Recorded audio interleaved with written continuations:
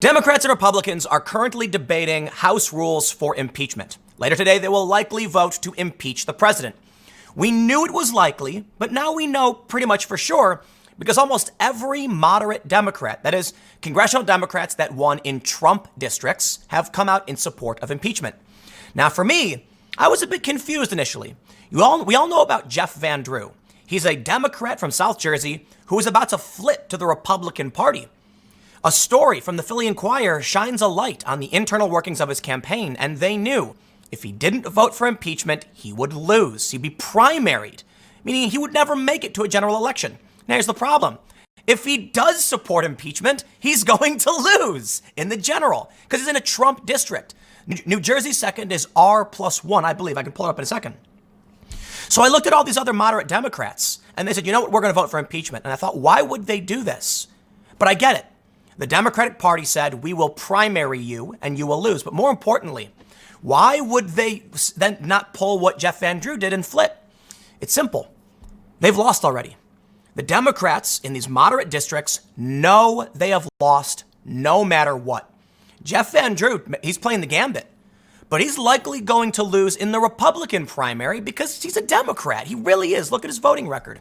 So all these moderate Democrats said, well, rock in a hard place. Whatever, impeachment. This is the Democrats' final salvo. It's their kamikaze. They've lost, they know it, and it's all they have left. And I can show you why. I can show you the data, but I'll put it this way. Based on what I've been reading, the polls, I'm looking at all this stuff, right? I tweeted earlier. How is it that with the impeachment polls flipping nationwide, with Trump now winning in swing states, raising tens of millions of dollars, they're still going for it? And then it became obvious. That's it. They know they lost. What are they going to do? Well, they don't want to lie down and take it. They're going to give it everything they got, even though they know they've lost, even though they know it will likely make Trump stronger. At least they'll take that one final swing. I got so much for you today. This is going to be a lot of fun. Trump approval up 6 points since launch of impeachment inquiry. Gallup. It's very credible. So you ask yourself, why continue on this path? They have nothing. I want to show you something real quick before we dive right in. I got to do this. This is a story from July. This is now the longest U.S. economic expansion in history. July. It's December, okay? Several months later, the economic expansion continues. The longest economic expansion in history. And I tell you what, man, the signs are clear as day. The polls show it. They're done. The Democrats have nothing left. They can't campaign on any issues. Trump has won the argument on the economy. He's won the argument on immigration. He's not won every argument. It's fair to say. Obviously, I don't think the guy's perfect, but he's getting what he wants done. And the Democrats know that most Americans don't like impeachment. What are they going to do? They got nothing else. Are they going to just say, I don't know, we're going to USMCA, I guess? That's what happened. They sat on it for a year. They have nothing. Let's read these stories. And I want to show you, what I really want to get to is this. We've got serious issues inside Jeff Van Drew's impeachment-fueled defection to the GOP. Because I want to break down for you why the Democrats are doing what they're doing. And I want to show you a full list of the moderates who have decided to support impeachment, who will likely be voted out.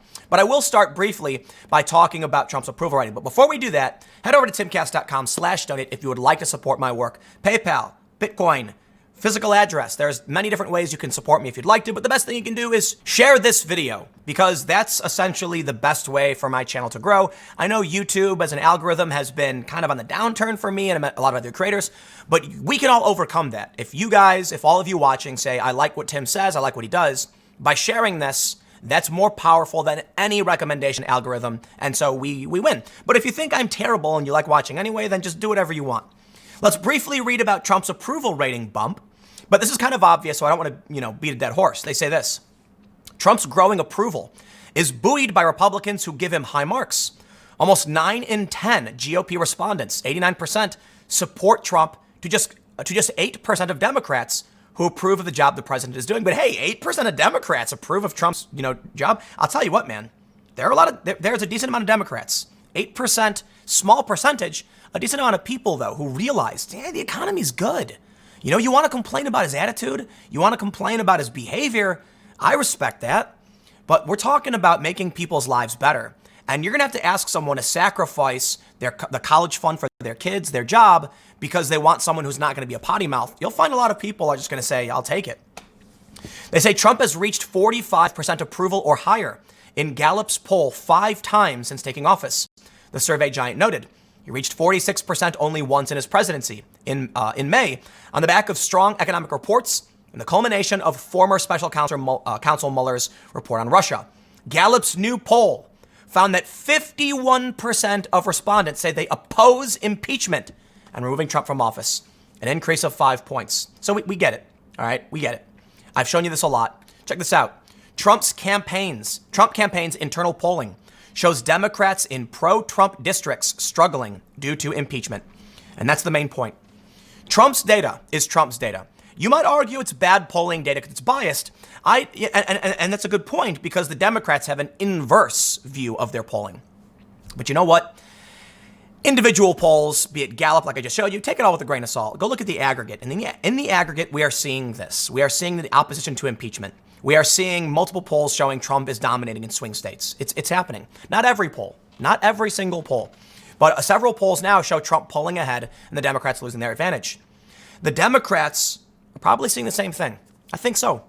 I think they know they will lose no matter what. Man, how miserable must it be to be one of these moderate Democrats? The Democratic Party says fall in line and vote for impeachment or we will vote you out, even though you know it's a losing vote. Even though you know impeachment will fail. They say do it or we're going to primary you. You turn around the other side and the Republicans say you do vote for him and we're going to vote you out in the general. So they say, I'm done. I'm out. Check it out. The full list of Democrats and where they stand. And boy, do I have a shocker for you. Tulsi Gabbard, undecided. We'll see what happens. You know, I record these videos a little bit early. I'm going to be traveling today, so this one's a little bit earlier than I'd like to.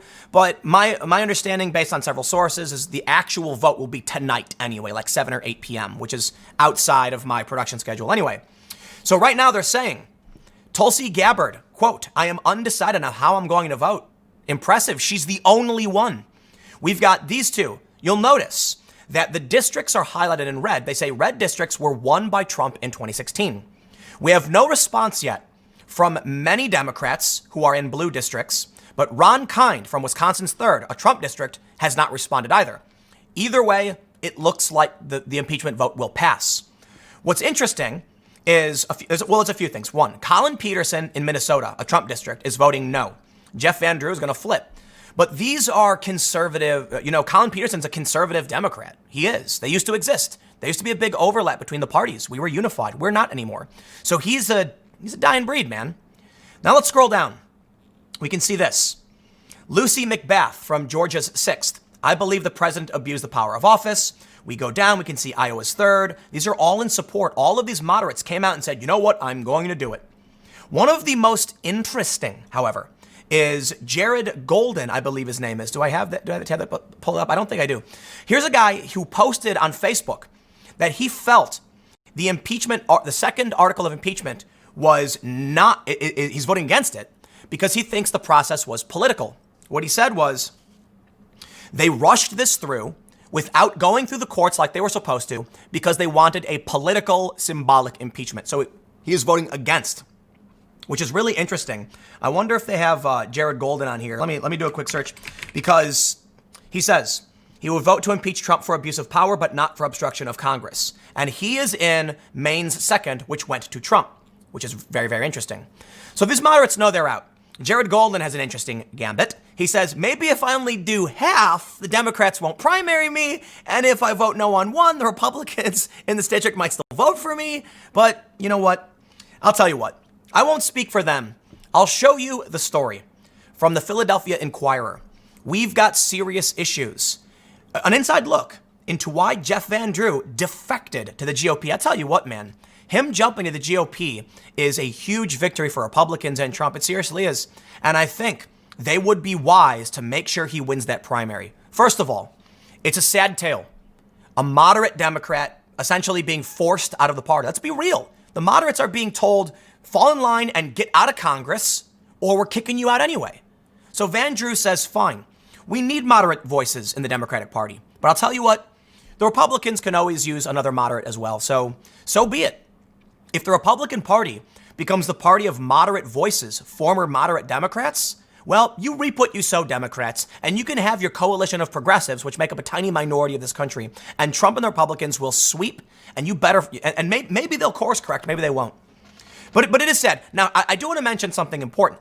Tulsi Gabbard's last-ditch effort to save the Democratic Party, she's trying to force a censure vote to essentially impede or stop. I don't know. We'll get to that. But she's the only Democrat saying undecided. So let's take a look at what happened. What's fascinating is how the polls showed he was done for. Let's read. We've got serious issues to talk about, one of Van Drew's strategists told him. 48 hours later, Van Drew was in the White House with his chief of staff. He agreed to defect to the GOP. By Saturday, news of his plan had gone public. By Sunday, almost his entire Washington staff had quit in protest. And after days of silence, he finally spoke Tuesday, still without addressing what he plans to do. I'm not discussing any of that now. There will be a time, he said as he rode an elevator to an afternoon House vote. I'm reevaluating my life and my thoughts. Yeah, I don't blame you, buddy. I don't blame you. You know, it's a lot easier for a voter to decide it's time to leave the Democratic Party. There are so many people who voted for Obama.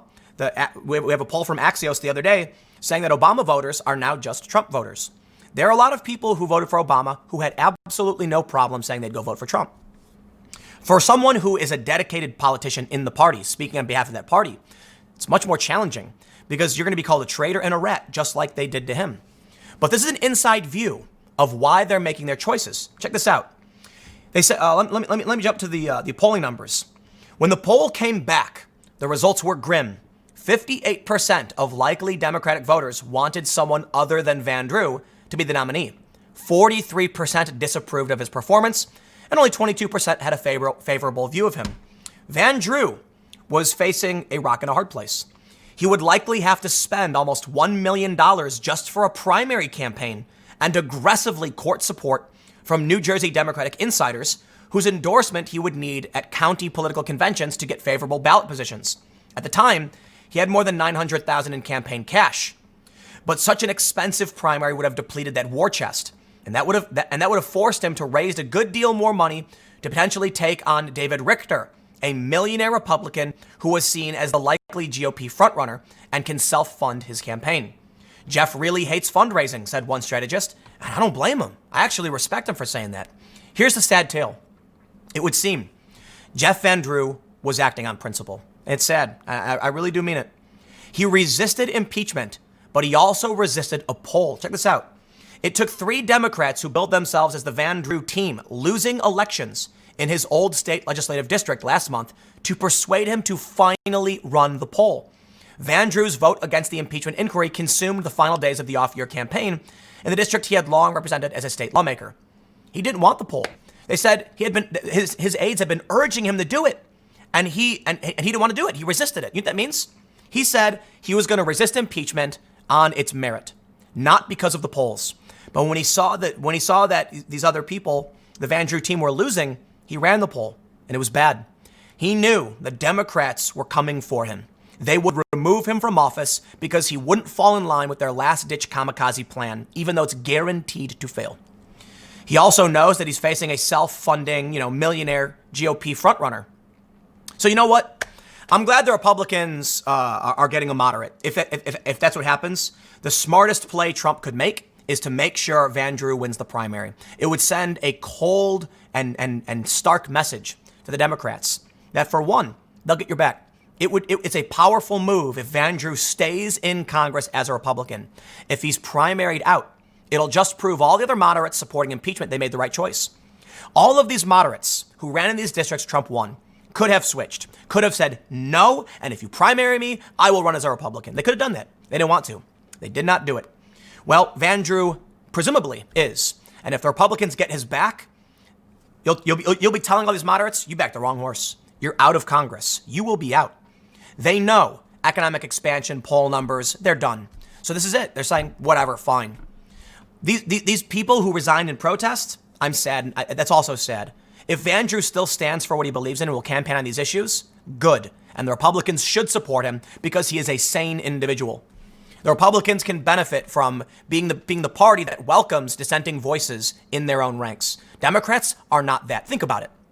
If the Republicans say to Van Drew, We're going to run you. We're not going to challenge you in the primary. We want you to stay here because you made a principled decision.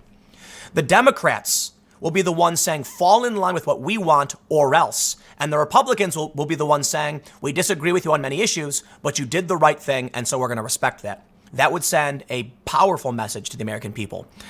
Now, I would prefer, if Van Drew stayed a Democrat, because the Democrats need moderate voices. But you know what? It's beginning to look like the Republicans might be taking over. I mean, they're winning. I think they're going to sweep 2020. I could be wrong because I was wrong about 2018. I have no problem saying that. But I think I've shown you exactly why. Now let's do this. Tulsi Gabbard tried to force a censure vote. Tulsi Gabbard will try to force a censure of Donald Trump instead of impeachment before House vote on putting the president on trial. They go on to say that she didn't qualify for the debates. She's the only undecided Democrat. There's some people who haven't said anything. You can technically call them undecided. Much respect to Tulsi. I feel so bad. Tulsi's so great. Even Trump supporters recognize she's a good person. And that's, in my opinion, proof that she is. Now, I think she's a good person for a lot of other reasons. I think she is a stoic. She's a soldier. She's a medic. I believe she's a medic, right? She's a major in the National Guard. She stands for American values. But the most important thing I've seen so far, what made me like Tulsi was her anti-intervention, anti-war stance, because that's always been a big deal for me. But you know what really matters? The fact that she is trying as hard as possible. You've got the left and the right drifting further and further apart. And she's like holding ropes attached to both carts, pulling as hard as she can. She speaks to conservatives. She speaks to Republicans. She speaks to the politically homeless. She's not a Republican, though. But she does try. She does, try and have at least a principled stance and figure out how she could be an effective leader. I respect it. She should not have supported impeachment. She's not running for re-election. I don't see why she had to. Initially, she didn't. She shouldn't have. You know why? Let's break for a second and talk politics. If Tulsi Gabbard came out and said no to impeachment, she'd be on every show asking her why. Why? Of course, they already smear her. But then you'd have her on the debate stage. They'd be saying, why would you oppose this? And she could explain. It would give her that time to explain what's wrong with the whole process. Look, man, Alan Dershowitz, I mentioned this 3 times now, but come on. When you've got a Democrat leaving the Democratic Party over this, when you've got Democratic voters leaving the party with the walk-away campaign, you got serious problems. But I think I made my position clear. This is the Democrats' kamikaze. Is this the last great effort by Democrats? I'm curious, man. With the fracturing between the progressives and the moderate corporatist cronies, is there going to be any Democratic Party left after this? I think it's hilarious that in 2015 and 16 said the GOP had fallen apart, and then Trump swept everything up. Now the Democrats are fractured.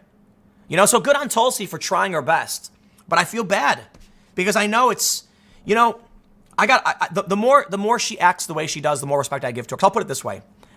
I gotta be a realist. And I might be mean to say this, but Tulsi, she's going to lose.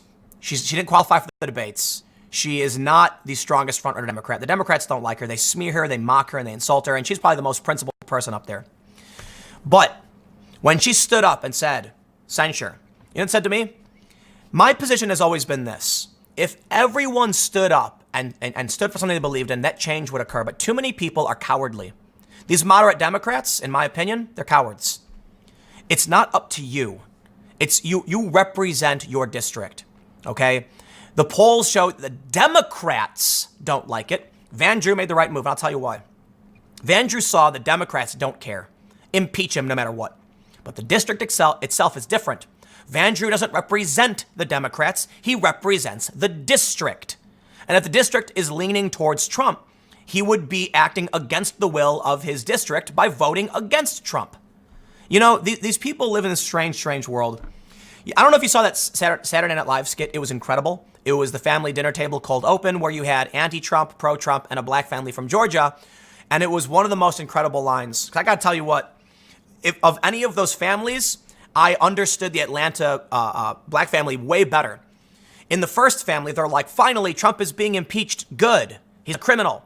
The second family was Charleston, and they're like, why are they impeaching Trump? He's not a criminal. And then the Atlanta family, it was hilarious. One guy's, the actor who played the son said, can we please talk about something else like politics? I don't want to talk about movies. And then, I can't remember the actor's name, sorry. He says, what, you mean how Trump is definitely going to be impeached and then definitely going to be reelected? No, thank you. And that was it. That was my applause. I think that's how most Americans feel. The partisans on both sides are saying their thing, and then you got people in the middle being like, we get it. Trump's going to be impeached. He's going to get reelected. My favorite line is when he was like, the son goes, he's like, come on, man, no one's going to vote for Trump in 2020. And the dad says, what do you mean, nobody? Nobody was going to vote for him 2016, and then who did? Everybody. So it's like, we know what's going to happen. And I think these people on the Democrat side live in a paranoid reality. I think the people on the Republican side, for the most part, are living in reality. And it's asymmetric polarization, right? The reason why you'll likely find my content is unappealing to a lot of these leftists is because they're gone. They're completely gone. It's, I can talk about policy positions and, government programs and civil rights and social justice from a more lefty perspective, but I'm not so far left and insane. Republicans haven't been polarized. Republicans are where they've always been. So they're seeing things the way they've always been. The left is in this weird paranoid world. You do have these Trump supporters who are very much so like, diehard Trump no matter what. Trump can do no wrong. And that's true. But the difference is drastic. The left is dominated by people foaming at the mouth, screaming Donald Trump. And the right is dominated by a lot of people who are like, well, the economy's good, I guess. He could be better if he wasn't a potty mouth. And I know you've heard me say it. I'll try and keep this one a little bit shorter. I got one more thing to show you. But when I talk to people, they all say the same thing. Yeah, Trump's got bad behavior, but you know what? My family's doing great. They're not, most people I meet who vote for him are not like, oh my God, Trump is the end of the world. But I tell you this, the people I meet who are anti-Trump are seriously all, oh my God, it's the end of the world. And that's crazy to me. Why do you overlook the successes of the economy and what Trump has done? I'm gonna leave you with this, okay? I can say it a million times. Bad behavior. We get it. But the left will tell you that Trump's America is Charlottesville. Trump's America is, just evil and bigotry and all that. I'm sorry. I'd like to show you what Trump's America really is. And Trump's America is this. Ford to add 3,000 jobs in Detroit, invest 1.45 billion on new trucks, SUVs, electric and autonomous vehicles. I'll tell you what, in France, there's been riots for a year because they hiked the price of fuel because of climate change. Trump's America may be bad for the environmentalists because they're going to start mass producing vehicles and we already have too many. That I can respect. But Trump's America means Detroit is bringing back jobs. Detroit, Michigan, they collapsed. I'm sorry, we're going to go a little bit longer. So I got to tell you something. In a city like Detroit, let me break it down for you. I'm going to use a hypothetical because I don't want us to talk to Detroit's full numbers. Let's say you have a town of 1 million people and the water system costs $1 million per year to operate. Each citizen spends $1 to pay for that per year. $1 a year, no big deal. Pay $1 a year, get my fresh water. That's fine. These numbers are hypothetical. In reality, it would be like the rich people pay 5, the poor people pay 50 cents, and then people in the middle pay $1. What happens when that city starts shrinking because people are moving out due to no jobs? The infrastructure of the plumbing system stays the same. The pipes don't shrink, they stay where they are. But now you have 500,000 people. Everyone's got to pay $2 a year. The prices just doubled. Let's say it shrinks again. The prices double again. All of a sudden, now you have Flint, Detroit, and these areas in Michigan that have the most expensive water in the country because the system wasn't designed for such few people. With these jobs coming back to Detroit, this could help the water problem in places like Flint and Michigan. Billions, $1.5 billion being brought back. I'm sorry, man. If you want to argue about, cars being bad for the environment, I agree with you. I like Tesla, okay? It's not perfect. The electric cars still have their carbon footprint and all that. I'm not convinced it's right for the world to mass produce these cars. But if you want to talk to a mom and a dad, if you want to talk to a working class voter, and you want to say, we're going to bring 3,000 jobs to your city, they're going to start crying, man. And I don't mean crying like whiny babies. I mean like crying tears of joy. The relief has come. In Trump's America, he's revitalizing Detroit. Now, I get it. The left will say, Trump didn't do this. Trump didn't do this. I'm sorry, man. Trump did. It's tariffs. It's the trade agreement. It has become easier for these companies. It makes more monetary sense to run their business in America. You even got Apple talking about, mass producing products in America. bringing jobs back, putting people to work. And they don't understand these people in the big cities. They really don't get it. These ivory tower elites who make money speculating. I mean, I'll tell you this too. People like me, all right? I'm far from an ivory tower elite in the traditional sense. I'm a high school dropout. However, I am a media thought leader kind of individual where my job is to tell you all about how things are happening. I'm not there on the ground. I'm not building cars. I'm not mining coal. I'm not trying to raise a family on crappy wages. So this is the point. The thought police, the media class, the ivory tower elites with their fancy degrees will sit atop that ivory tower and look down and say, no, you're all wrong. These cars are bad. We need to increase the taxes on fuel. And then the riots break out in France because these people, these real people with real families are asking for help. And this was the fastest path. Maybe not the fastest, but one of the fastest. I mean, the fast path would be if Trump just gave them money. No, Trump said, I'm not gonna give you the fish. I'm going to incentivize the fish companies to come down and hire people to fish. And that's what's happening. So you can mock these people, you can tell them they're wrong, and maybe it would be bad for the environment. You know, I have concerns about this, I really do. But I reflect on myself. I'm not someone who has to deal with the fact that I'm facing homelessness because my job disappeared. I'm not someone who has to contend with the fact that my water pipes are full of lead. No, I live a pretty comfortable life. So when someone tells me they're bringing cars, you know, lots of them, $1.5 billion to Detroit, I sit there and say, man, it's a bummer, but I get it. That money is going to circulate through the tax system. It's going to reinvigorate roads. It's going to build infrastructure. It's going to help these people who are losing wages, who have been out of work. And those people are going to cry tears of joy hearing that things are, their jobs are coming back. I'll leave you with this. Go watch the movie, what is it, Tommy Boy. Remember that old movie with David Spade and Chris Farley? What's that movie about? It's about a small town that's fueled by a factory where they make brake pads, Callahan Auto. And this big company in Chicago, I think it is, wants to buy the name and shut the plant down. And if that plant gets shut down, those lives are destroyed. They know it. They knew it. And we saw the devastation that happened when the Rust Belt started collapsing, when the auto industry started collapsing. Ford's bringing it back. So if you want to go to these people in Michigan, I'll tell you this, man. I dare you to go to Michigan and tell them Trump's America is an America of bigotry. And they're going to look at you and say, Trump's America just brought my job back and saved my family. So you want to ask me where Michigan's voting? If Michigan is going to swing for Trump in 2020, you better damn well believe it. But I could be wrong. I always say that because I was wrong in 2018. I'm not a rocket scientist, man. I'm a dude reading stuff on the internet, but I'll leave it there. Stick around. Next segment's coming up at 6 p.m. YouTube.com/TimCastNews, and I will see you all then.